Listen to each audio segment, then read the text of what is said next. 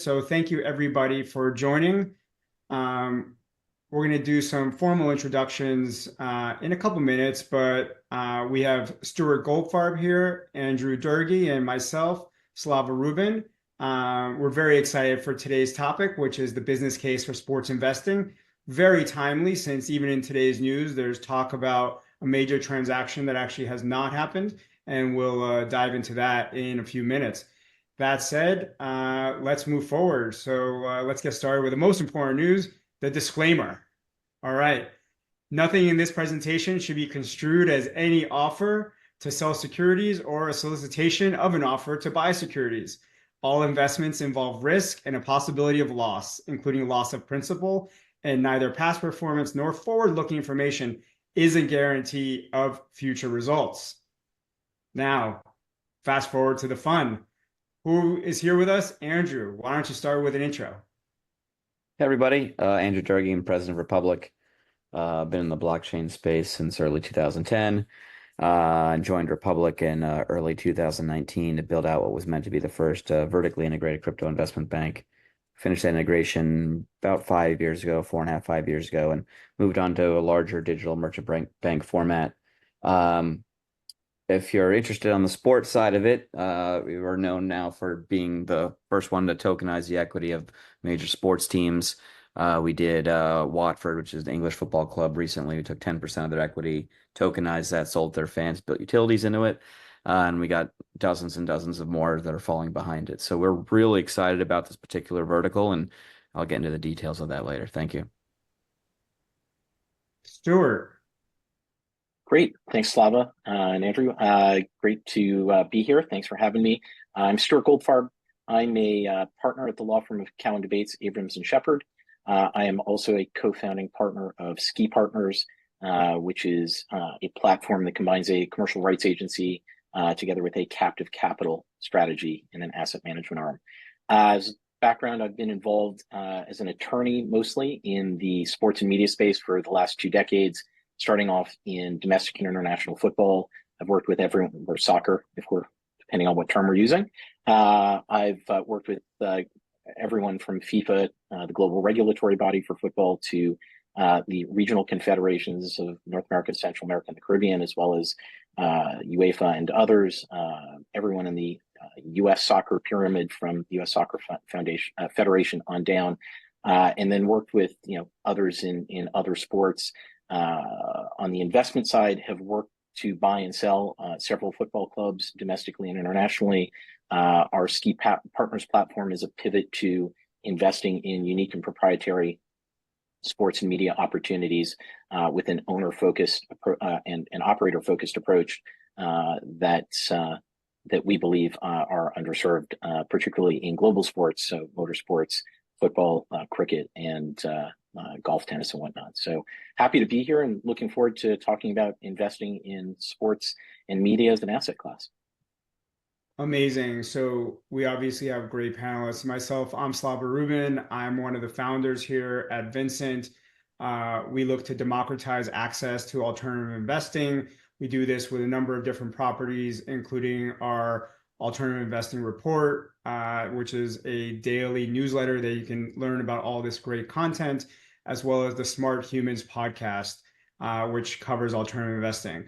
So I'm excited for today because we're mixing two of my favorite things, which is alternative investments and sports. So it doesn't get much better. So with that all said, let's dive in to the next slide. I'm going to just set the table a little bit before we start into the questions, which is, for those in the audience, the asset class of sports teams is on the rise. And if you see here, whether it's the major sports teams in the US, the NBA, the NFL, the NHL, and the MLB, over the last decade, you've seen some nice increases that have been going up. Obviously, with the NBA, you've seen a massive spike, probably related to the new deals that have gone in. But really, any of these sports leagues have been outperforming the S&P, or at least keeping track, and you get the benefit, obviously, be related to the sports team.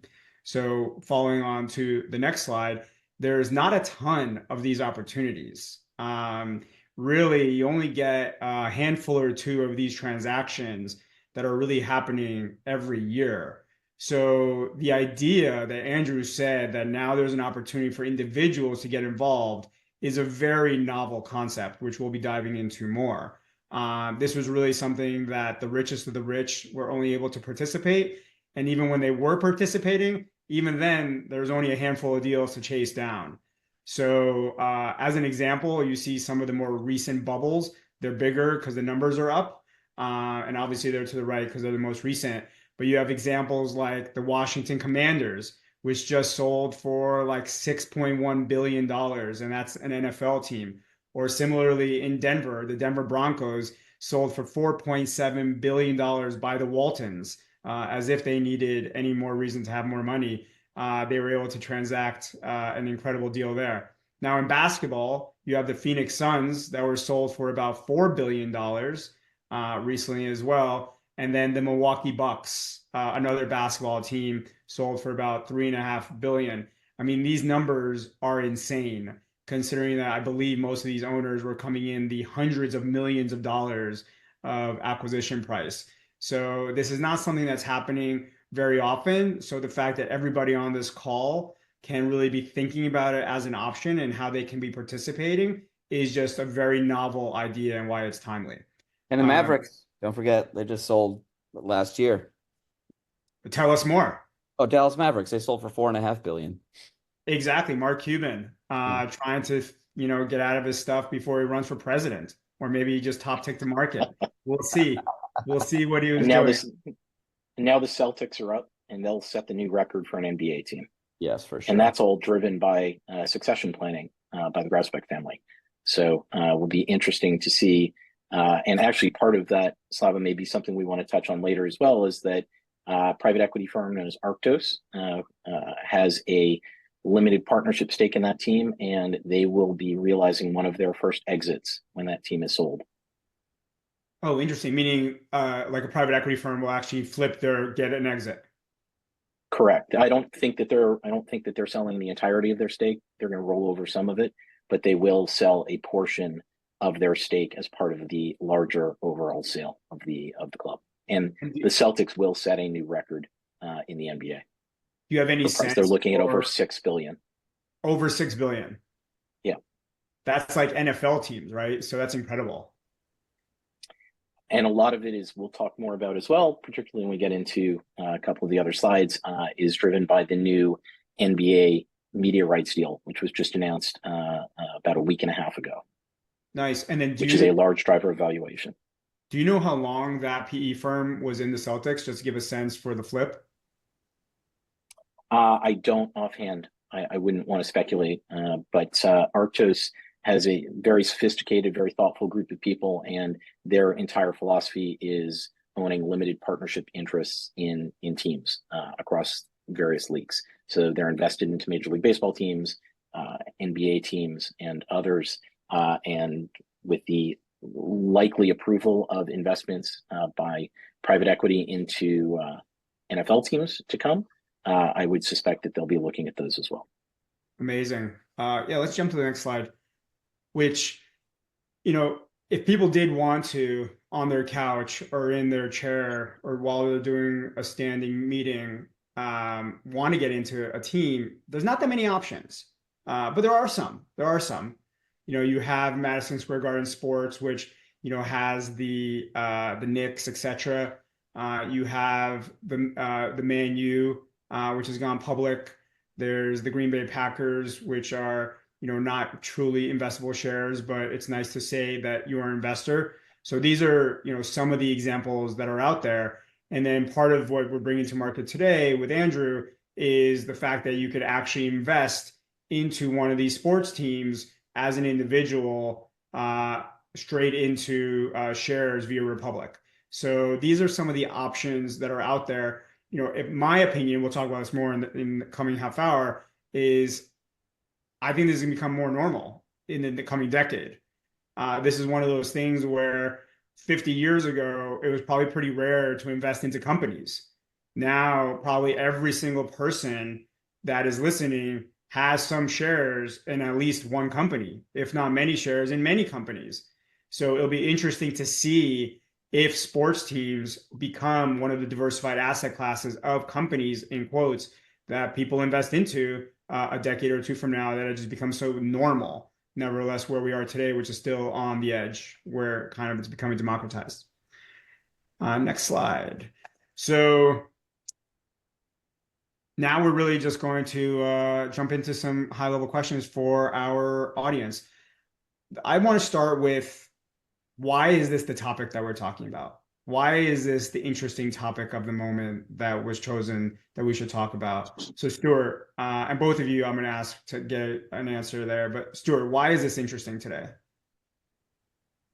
So I think that it's interesting today. It's been interesting for a decade, but I think it's become more of a public facing opportunity over the last few years because of a lot of the work that folks like Andrew are doing.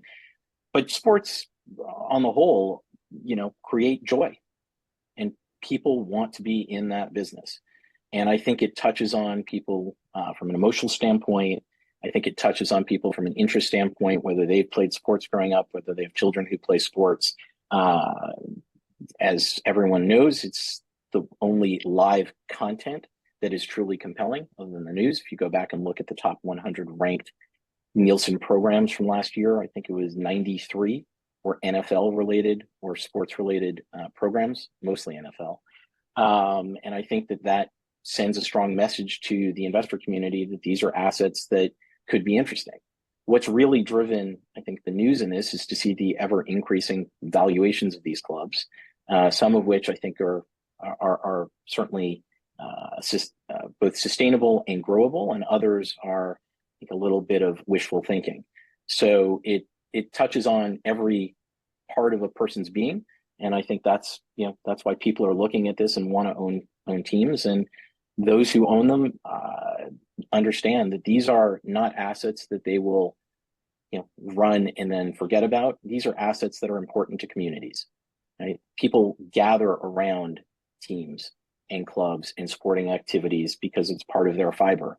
And so whether it's here or in Europe, owners look at this, and you can, going back to the Commanders example, Josh Harris said as much.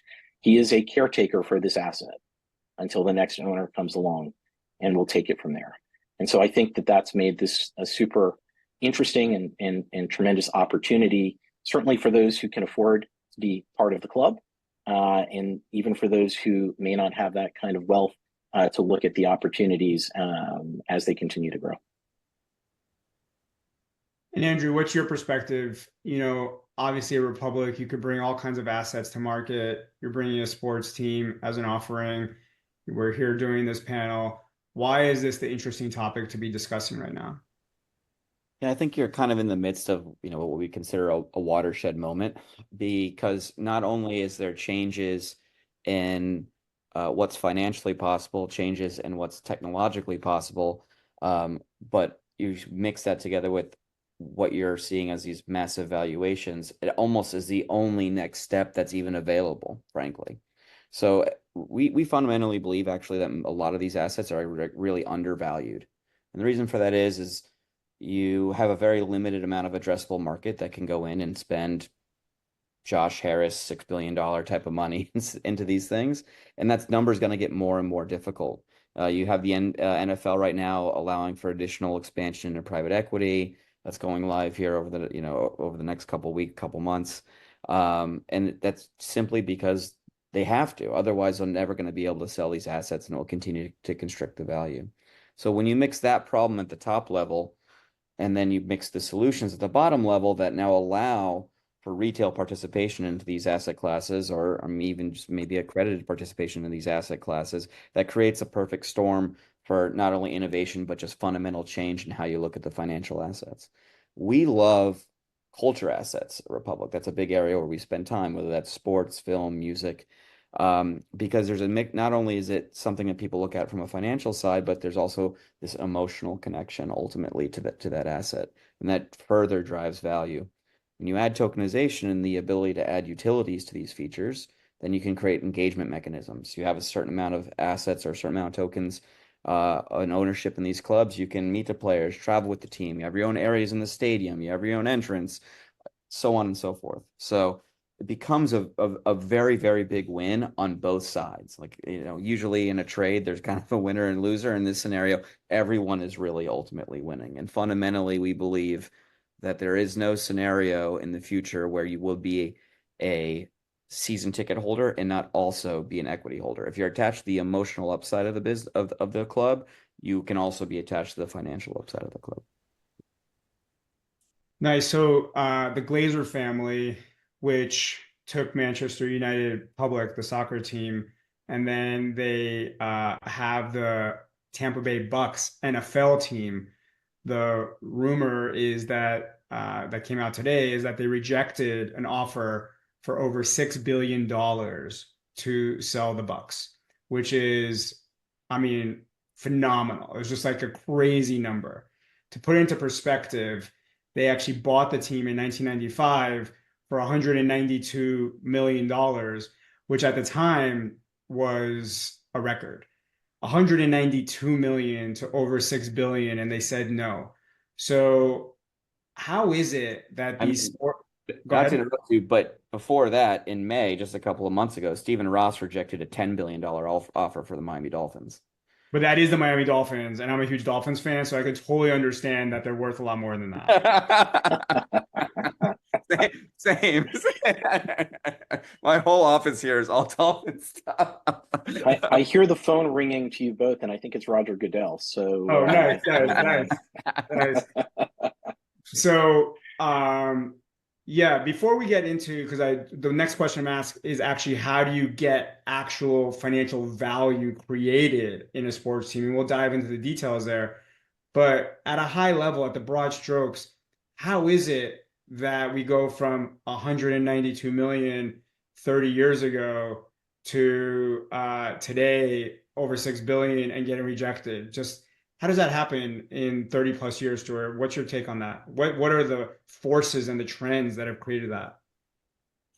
so I think it's a great question, and I'm sure Andrew will have an answer that's maybe a little bit different than mine. But I think at the end of the day, there's a couple of things that drive this. Is you both alluded to, these assets are very scarce, right? The fact is there's only 32, 30, whatever it may be, within each of the leagues. And there are people who want to become members of the club. And in order to become a member of the club, you have to pay the price. So the scarcity has definitely driven the valuations. I think from a business and revenue standpoint, the largest driver of value, and I would say for the NFL, but certainly for European soccer clubs in particular, has been media rights. And so at the end of the day, when you go back and look 30 years ago, you'll see, and here's a slide that we've spent some time talking about, and it really lays out how clubs generate value. How do they generate revenue? Where do the revenue streams come from? And so I think it's important, before perhaps I get into the answer on the broader question that Slava asked, maybe just spend a minute or two on this. You can see that, and we're using a slide from Arctos that was done in and around a Major League Baseball team. The Giants were just one example, but you can see that on the left-hand side of the chart, they show league revenue. And that league revenue consists of really three buckets, right? Media rights, which are at the national level. So all of the media deals that are done with the various content distributors, whether they be linear, cable, streaming, over-the-top networks, whatever it may be.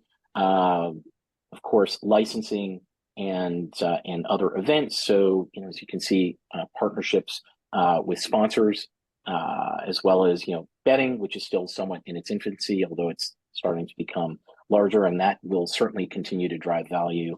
And then anything that the league owns itself. As you can see, the clubs own the league. Each club has an equal share in the league revenue, and in this case, it's 1/30 for the Giants. Of course, on the club side itself, the clubs have their own revenue. So again, ballpark revenue, anything that you can think of, buying tickets, food and beverage, merch, all of that good stuff, as well as local media, which in some cases is a positive, and with some of the recent developments, particularly around regional sports networks, has become very problematic for some clubs who rely on local media rights. And then everything that's adjacent to the club itself, and real estate in particular, has become very important to driving value, building entertainment assets in and around stadiums that will keep people on property longer, spending more money longer. You can see it's why the Atlanta Braves just built a new facility, even though they were in a relatively new facility. And there's a lot of talk of building out these sorts of entertainment assets anywhere a new stadium is being built, or even in the cases where stadiums that have existed for some time. So when you take the grand sum of this, you see this is how clubs generate revenue. The largest portion of revenue for these kinds of clubs, particularly in the four, or if you include MLS 5 major leagues, is media rights. And over the course of time, what you've seen, again, as I mentioned earlier, is that live sports content has become the most compelling content, and really perhaps the only compelling live content. And so there continues to be increases in rights fees that are paid by the major media networks, and obviously the fact that streamers have now become part of this, and those numbers have gone up and up and up. And it's why you see the NFL looking to pivot from 16 games, if they have to 17, and now potentially 18 games per year, because the more games, the more value. The fact is that you can look at the recent NFL deal, including the 2 Christmas Day games that were sold to Netflix, is a perfect example of alternative means of distributing content, and the fact that rights holders are looking to broaden the base of content distribution to include streamers. Amazon's a perfect example of doing a deal with of the Black Friday game that was done with the NFL last year, and the recent NBA deal. So yes, it's not surprising that you've seen these sorts of valuations start in the tens and hundreds of millions, and are now into the billions with certain leagues, the NFL being, and the NBA being the 2 leading, examples. And I think as long as sports continues to be compelling content, and I don't see why that would change, you will continue to see valuations rise, as Andrew suggested, because content distributors will always be looking to find and take and distribute that content, and obviously sell advertising against it. In fact, the NFL, I don't know if you've both seen this, the NFL has, I think they've announced that, I think it's CBS, but I could be wrong, that whoever is going to be showing the Super Bowl in the coming season has already sold out of Super Bowl ads. Wow. So it's I'm a believer that media rights will continue to go up. At some point, somebody will ask the question, as I think the folks at Warner Brothers Discovery did with the NBA, can they write the check? They chose not to write the check, and then they changed their mind and decided, yes, they should write the check. And now there's obviously significant litigation that will go forward. But as long as media rights continue to increase, valuations will continue to increase. On everything else, I think you're starting to see some consistency across the other buckets. Obviously, sponsorship is the other big one. But I will say, going back to media, that in my opinion, the next 30 million or 40 million or 50 million fans of sports will come from outside of the United States. And that will also continue to drive media opportunities. This slide, which Stuart was nice enough to share with us, is just so interesting, because I would imagine some of the people listening, including myself, when I think of that $6 billion offer, it's just like this made up number that doesn't really make sense.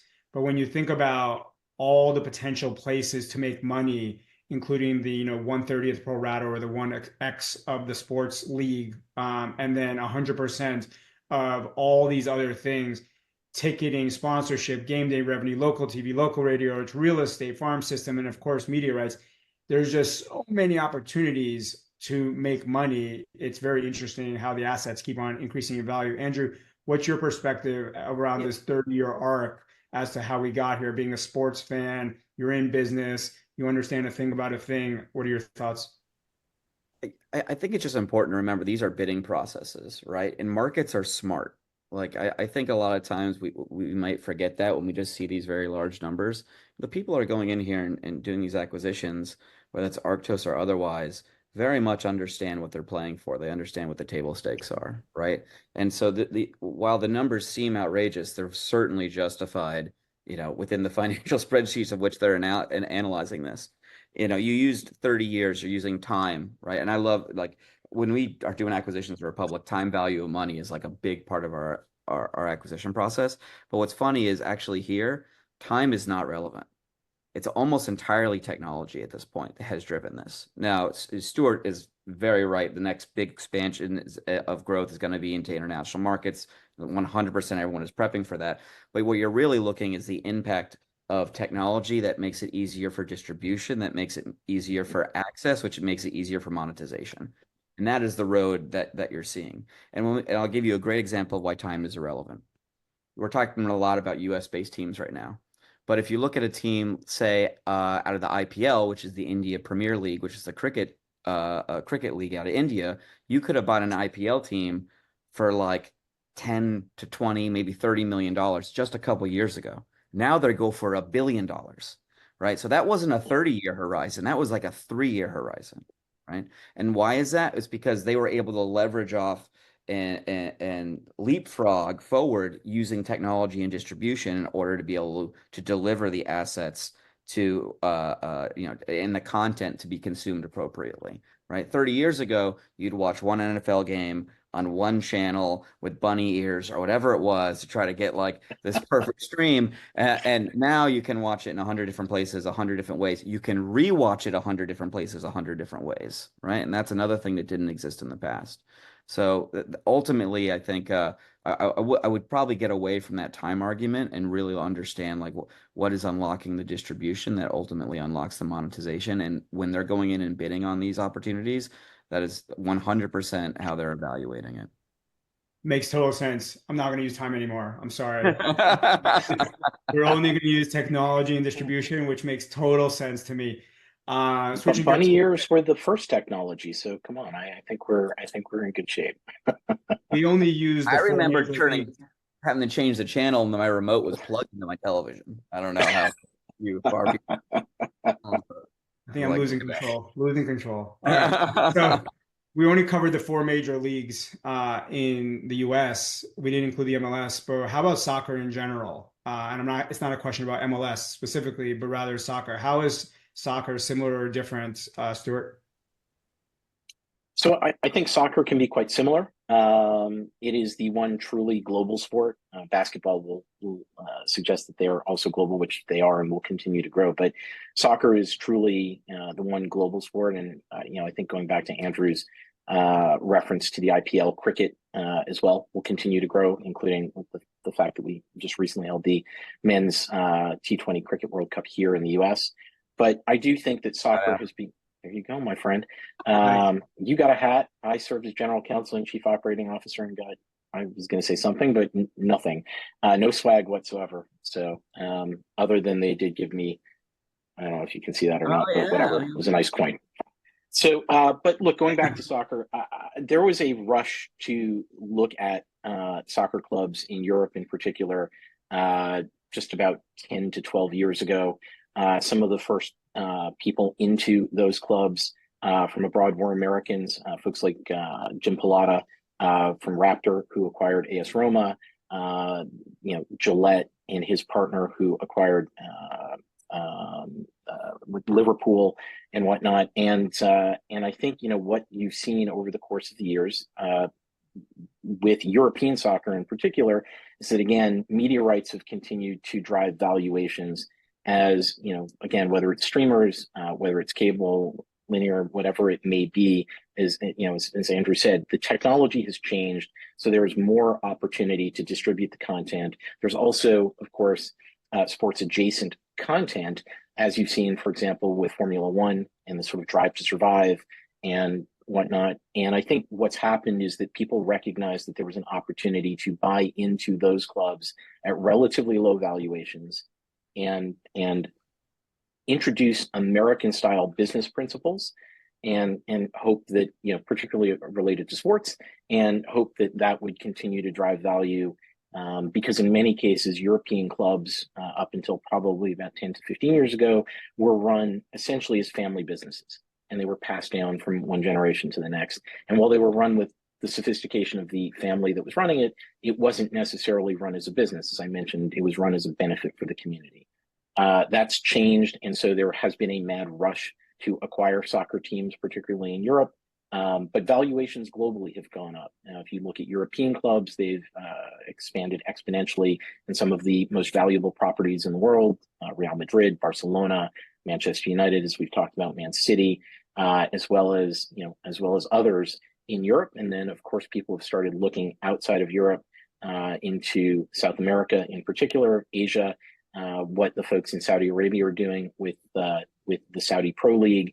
You may have seen, they're throwing around quite a bit of money. There was an offer made to Vinicius Jr., who's a Real Madrid star, to come and play with them for the next 10 years at an annual salary of $350 million a year, and pay the $1 billion buyout to Real Madrid. So I think soccer continues to be a very, very valuable opportunity. I think, there are some nuances in investing in soccer that we can talk a little bit more about, particularly in Europe, around promotion and relegation, and also in some cases sharing of league rights. As we discussed with MLB, there's not always an equal sharing. For many years in La Liga, Real Madrid and Barcelona saw the vast majority of the revenue generated at the league level. So there are some differences, and of course there's Major League Soccer here in the US, where valuations have grown exponentially over the last decade or so as well. You mentioned promotion and relegation, so potentially words that some US sports fans might not even understand what you're saying. So what is that, and how does that impact an investment? So I'll lay it out, and then I'll turn it over to Andrew, because he can talk to it from the Watford perspective and how it's factored into their thesis on investing in a second division club. And that's just a descriptor of where the club is currently placed. It's not a comment on its quality, or certainly its play on the field. So even here in the United States, in Europe, and elsewhere, there is a pyramid of soccer leagues. At the top, you have your Division I league. Below that, you have multiple second, third, fourth, fifth division leagues, where there are still professional clubs competing. And that's because the leagues have a limit on the number of teams that can play, generally under FIFA rules, but also under rules that they themselves have implemented. So for example, 18, 20, 22, whatever it may be, it's usually 20 or less. And what happens is that the teams that finish at the bottom of the upper level league, let's just use Division I as an example, usually the bottom three teams in the table, because there are no playoffs in Europe, those three teams are automatically relegated or sent down to the second division league. And the top three teams that have finished at the top of the Division II league are automatically promoted up to the top tier league.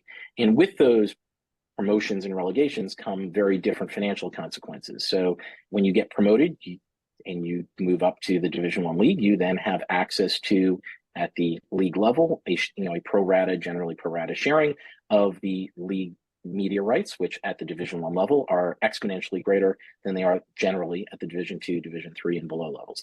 When you get relegated, depending again on the league that you're playing in, there's usually what's called a parachute payment.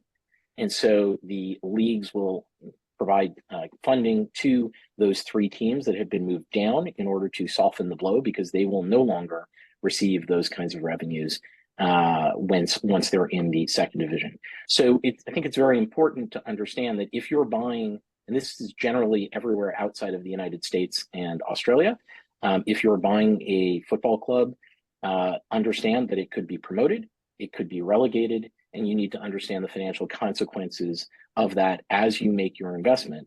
As we discussed, and I'll share with everyone, my philosophy is just, if you are looking to make an investment in this space, in a soccer club that is in a league that has promotion, or a pyramid that has promotion and relegation, you should absolutely not count on promotion in order to see a return on your investment.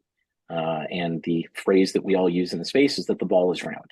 And that's basically suggesting that you never have any guarantees that your club will be promoted. There are many people who've invested with the thought that they would be promoted to the Premier League and then be awash in media rights money and have spent considerable sums to do so. And again, because the ball is round, they have not been promoted. And of course, there's always the risk of relegation. So it is a significant consideration in any investment in any jurisdiction where promotion or relegation is implemented. Andrew, maybe you want to take it a step further. Yeah, and I think what you really touched on too in the end is the fear of regulation is real. There's actually a really prominent club in the UK that has been in the Premier League for a long time, raised a lot of money, and then they ultimately got regulated, which was Leeds. And there's an impact on that. Right? So when we were trying to decide which club we wanted to do first, actually we really loved the idea of doing a club in the championship league because we felt that it had created the most potential upside for the participants.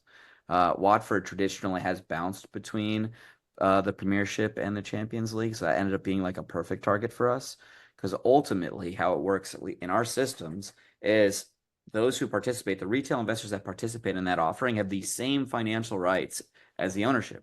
So if they get promoted and the ownership is taking profits off the team, which can often happen, then they pay that pro rata out to all the other people that participated in that offering. And so there's a real opportunity there. And also when you're looking at teams in general, if you're looking at Liverpool at $5 billion, the chances that it's going to double to 10 billion over the next 4 or 5 years is probably unlikely.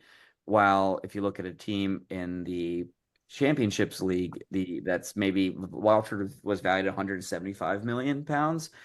If it gets promoted ultimately to the Premiership, then it's very easily doubling its value. So there's a little bit of mechanics there when you're identifying like what's the right investment and what you're looking to do. If you're looking at it exclusively from a financial standpoint. But a lot of times when you're looking at sports assets or culture assets, it's not a purely financial decision. It's also an emotional decision. The reason that we love sports assets at Republic is it's a multi-generational asset, and there's not a lot of those, right? So when I'm saying multi-generational, I mean if I look, Slava's a Miami Dolphins fan, so he suffers as much as I do. Right? My grandfather is a Miami Dolphins fan. My father is a Miami Dolphins fan. I've been a 15-year Miami Dolphins season ticket holder, which is an incredibly abusive relationship. My kids are Dolphins fans, right? So as you go down, this asset lives nearly indefinitely, right? And so when you're looking at what the value of that asset is and how long it will exist for, it's just an entirely different asset class and ultimately a new asset class for retail or accredited investors. And that's a really, really fun place to sit when you're unlocking an entire new environment of something that is not only financially driven, but emotionally driven. So for those who are listening, if you have any questions, we're going to use the Zoom Q&A functionality. Some people have already sent questions in advance. Log them in there. We're going to go through questions in about 10 minutes. But Andrew, thanks for that color. We've kind of talked around it, but most of these opportunities, whether it's Josh Harris or Matt Ishbia or whatever, these guys are billionaires. These people are billionaires. I don't know how many billionaires have called in today's webinar to learn about this topic. But what about the everyday person and what are the opportunities? And really the Watford opportunity that we've talked around is that the Republic team and Andrew have figured out how to work with Watford to carve out a piece of the actual ownership and give it to the people as an opportunity, right? And that is quite innovative. My question for you, Stuart, first is an abstract question, is how do you see this evolving and is becoming more normal? And do you see like where's the 10-year arc headed? And then to Andrew, what exactly is the opportunity and how did you make that happen?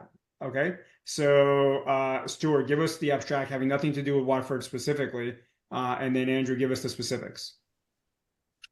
Yeah, I think you will see more and more of this, and particularly as it's done successfully, as Andrew and the Republic team have done.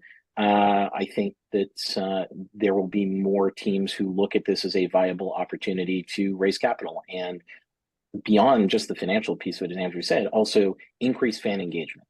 The sorts of the sort of structure that Andrew and the team have put in place obviously are much more so than just about financial investment, and it's also about engagement. And any additional engagement is something that clubs are looking at because it opens the door to opportunities to generate additional revenue.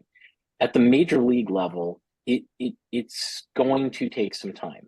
The leagues don't generally allow these sorts of investment opportunities without sort of a full-blown IPO. I'm very much on the fence about whether sports teams make good public companies. We've spent a lot of time looking at these sorts of opportunities from a SPAC perspective, which would ultimately to a SPAC being something called a special purpose acquisition company that is essentially formed for purposes of merging into a target and becoming a public company. Anyways, it's really just another way to go public. And I'm not convinced that teams should be public companies. It creates a whole host of governance issues and liability around governance. But I do think that minority interests are something that particularly at perhaps the second, third division levels of various sports, whether it's minor league baseball here in the U.S., whether it's a group like USL that's been very successful over the last decade in building a second division league, so essentially a league that sits under Major League Soccer. But I think from a major league perspective, when you talk about the 4 or 5 major leagues here in the U.S., I do think that it will take a lot more time to get to the point where the leagues are comfortable with having any sort of public ownership stake, in part because they don't want to share their financials with anyone. And for good reason, because you're one of 30 or 32 or whatnot owners sitting around the table and dividing up billions and billions of dollars at that level. So that's my take on it. But I do think that you'll continue to see it, and with folks like Andrew and others who are out there in the space, continuing to try to drive the opportunities, and of course the technology advancements in and around crypto and whatnot. Certainly, I think that that's something that you might see more of, but not at the major league levels. Right. So Stuart painted, let's call it a realistic picture, not exactly the rosiest of how easy it is to make this happen. But yet here's Andrew with the Republic team and a campaign online right now where it's live and real. So kudos to the team for accomplishing that. So my question there is, how did you make that happen? And what exactly is the opportunity? Yeah, and Stuart's not wrong. It is not easy. It actually is extremely difficult. We've wanted to do one of these initiatives for the last 5 or 6 years. But the truth is that the technology was only really there within the last 6 months, and that's why we were really able to get it over. And there's 2 types of innovations that are happening here. It's also just not the technology innovation, but there's a lot of legal innovation that had to be done to get there. And Republic is really a marriage of technical engineering and legal engineering. That's like who we are as a business. And because we are licensed cross jurisdictions, we can run these types of offerings in a very compliant framework that can run in Europe and the US and Asia all simultaneously, all compliant. And so you had to build all those rails, or Republic had to build all those rails over the last 8 years in order to be able to facilitate these types of offerings. And it costs us roughly $120 million to do it. So it's not easy, first and foremost. But now we are here. And now we have found ourselves in this seat of extreme interest. And I think, one of the pieces that's really important to keep in mind is it's simply not just owning the equity of the club, right? It's having additional access and engagement with the thing that you very much care about, and vice versa. Now the club has the ability to be very engaged with a fan base that's also now ownership. And how that engagement works and how you look at it will just fundamentally change how clubs and fans will interact on a go-forward basis. I think one of the things I find particularly interesting is, especially when we look at expansion teams, like when teams are looking to open up into new markets, and you have the ability to day one have an innate fervorous fan base who are now also equity owners and also fans day one. So when you look at leagues adding additional teams and franchises, that's a very, very hot topic with us. Stuart thinks it's a very long time before we're going to sign one of the big 4, but funny enough, next week I take a trip to go sign one of the big four. So actually, it's not that far off. Maybe almost exactly 7 days, in fact, from where we are right now. Oh, Um, that's huge because literally one of the questions we have in the Q&A is calling out how am I going to be able to get into the NFL or Major League Baseball because I don't believe it. yeah, NFL's tough. There's bylaws that don't allow this type of offering at the moment. But we had one of the major NFL teams in our office last week. We had another one of the major NFL teams with us a couple weeks before that. Everyone is aware of this, and the trick is like how do we structure this and do this in a way that makes sense. Stuart actually hit the nail right on the head, actually, of probably the bigger issue, which is going to be how do you deal with just financial disclosure. That's like a real problem for a number of owners that are particularly careful about that.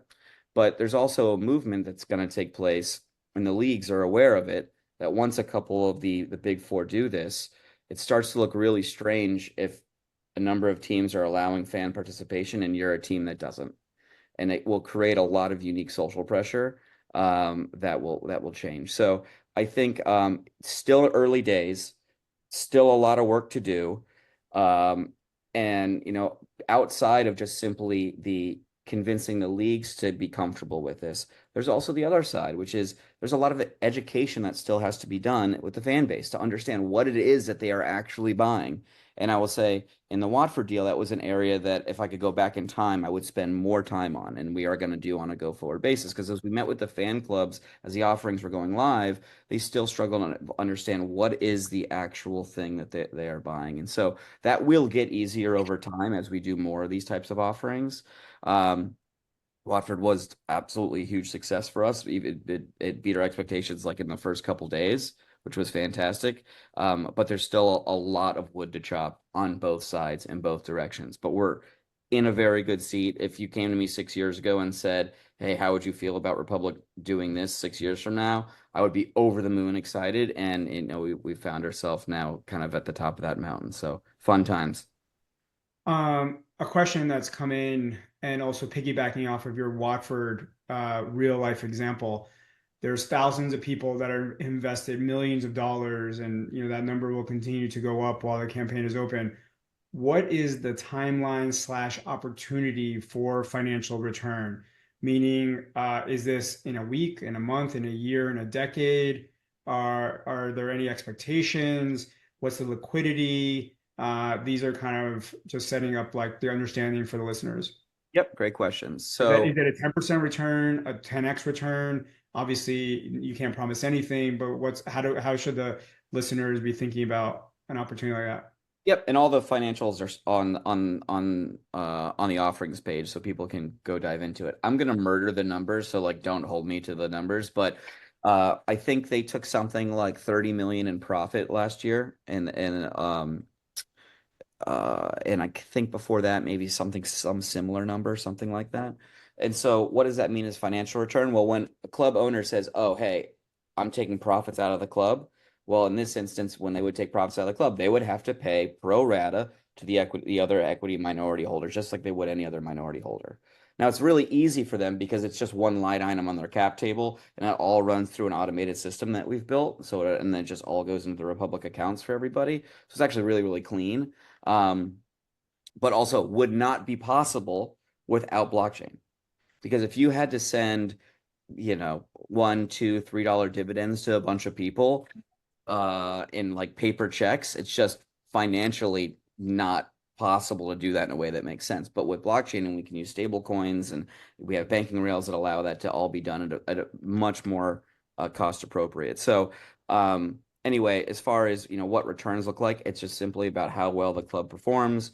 Ultimately, what are the profits that they're able to generate over that period of time. But the club owner themselves has the same financial rights as the participant. And that's the really important piece that we want to impart on everybody. As far as liquidity, go ahead. No, no, go ahead. Go ahead. Perfect. Yeah, as far as liquidity goes, so this will trade in secondary markets as a real world asset. It is locked for 1 year, so it's a security. It's locked for 1 year. But once the unlocking period happens, then it will trade on our secondary market, and we have a partnership with INX, which is a digital security exchange where that will trade exclusively, at least initially, and then most likely then will find its way in other exchanges. But INX definitely will be the first place where that and a variety of these other security tokens for the other sports teams that we're working with will all trade. So you've about a year out. Now, every club won't necessarily follow that same rule. They wanted to do it a year because anyone who's a US participant is locked for a year. If we did it without US participants and it was just international, we wouldn't have that same security lock requirement that exists within the US. They wanted to set a level playing field for everybody. So because US participants are locked for a year, everyone is currently locked for a year. All right. We have a Hey, question from, I sorry, go just ahead. wanted to ask Andrew a question on the terms of the securities. Do the shares or equity that's being acquired that's being offered through Republic, are those voting shares or are they non-voting shares? Right. Oh, that's such a good question. So they are non-voting shares, no voting rights and no information rights in the Watford offering. Now, other clubs Right. are looking at this separately, and there's even a scenario where it's, hey, at the end of the 1 year lock, or if you choose to hold your asset for longer, maybe it becomes a voting share. There's a lot of fun gamification that can be built into this natively, which I think most likely you will see. But at least in the Watford instance, in that particular offering, those shares are not voting shares. All Great. right. Thanks So for clarifying. questions are coming in. We're coming in towards the end of the hour. Feel free to send in whatever questions.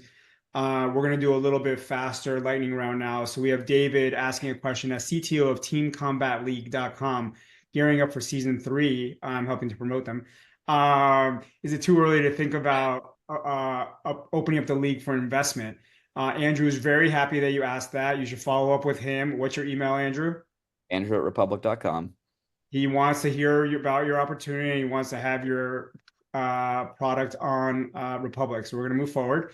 Next question is, can you explain this? Is this equity? Is it one token equals one share of equity? Is that how it works, Andrew? In Watford, I believe that it is. I do not think that we are fractionalizing it further. I got to be careful with that. I can't remember if that's where the team ended up settling up, but it's widgets, so it doesn't really matter ultimately. It's how it shakes Okay, out. I'm gonna cut you off for the sake of more questions. Do you have to be accredited to invest in Watford As in the US, yes. and outside the US? No. Okay, got it.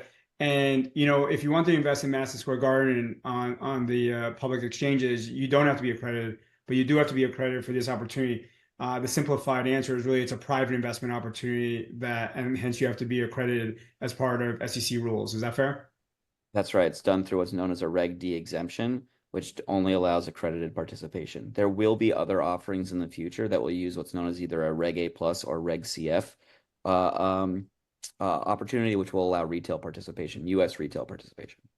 Okay, great. So we've been talking only about teams, which is all great. There's also a little bit of a trend that's a little bit more nascent, I would say, of investing into players and trying to get the returns of individuals. Do you think that's an interesting space, and do you think that will get equal momentum, more or less? Short answers, Andrew. Short answers. People have tried to do this. Spencer Dinwiddie tried to do this at one point with his contract. There is just league rules that are very limiting for those types of opportunities, particularly in the US. Outside the US, less stringent. Stuart? Agreed. I think you'll see it actually happen with football or soccer players in leagues across Europe. World Cup 2026 coming to the US. Will this have any impact on investability? Oh man, World Cup is interesting because it's really it's national teams. We have spoke with national teams. The path is not clear there yet, but it's something definitely that we're interested in. I'm a huge World Cup fan. Actually, have my World Cup trophy here from Qatar. So I don't think that we know yet how we would deal with that in that framework and that format. I think World Cup will be significant here. It's the first iteration of the 48 team event, and I think it's going to be a great success across the U.S., Canada, and Mexico. Whether it has a long-term impact on the success of the professional leagues here, or even at the grassroots, is really going to be something that FIFA, U.S. Soccer, and other constituents are going to have to work through. It'll certainly raise the profile of the national team players who play in leagues around the world, and that may make investing into those teams more interesting. I don't necessarily see investments all that soon into national federations. But then again, there's a lot of talk about private equity buying into the Big 12 and other college football leagues and associations, conferences. So never say never. And that will definitely happen. Amazing.